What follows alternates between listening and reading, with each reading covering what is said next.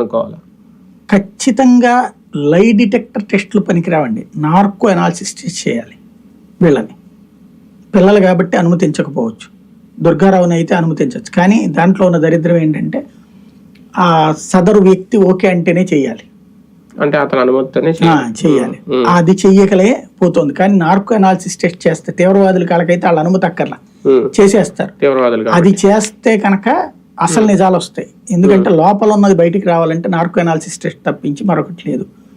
ఇందులో స్పష్టంగా కనబడుతున్నది ఏంటంటే ఎప్పుడైతే ఈనాడు ఆంధ్రజ్యోతిలు 2 రోజుల నుంచి జాకీలు పెట్టి మోయడం ప్రారంభించిన దుర్గారావుని ఇతన్ని అంటున్నారు అనగా నాకు అప్పుడు అర్థమైంది. ఏదైతే ఇంతకుముందు నేను ఇందా చెప్పినట్టు వివేకానంద రెడ్డి కేసు ఫస్ట్ మనం అనుకున్న దాన్ని ట్విస్ట్ ఎట్లా ఉందో ఇక్కడ అంతే.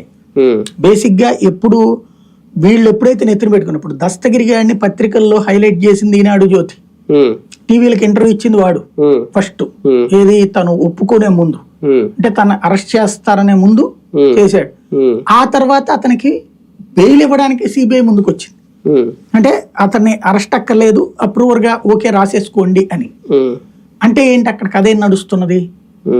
వాళ్ళ మీడియా అదే తరహాలో ఇప్పుడు కూడా కథ నడుస్తుంది. కానీ ఒక్కొక్క సందర్భాల్లో అంటే ఇది పెద్ద కేసు సీఎం కి సంబంధించింది కాబట్టి ఏదో రకంగా కేసు క్లియర్ చేయాలని ఇలాంటి అమాయకుల్ని లేదంటే అపసొబంతులను చిన్నారులను కూడా తీసుకెళ్లి లోపలేసేస్తారా? అంటే వీళ్ళని ఎందుకు చేయాలి? ఇప్పుడు దానికి రీజన్ ఉండాలి కదా.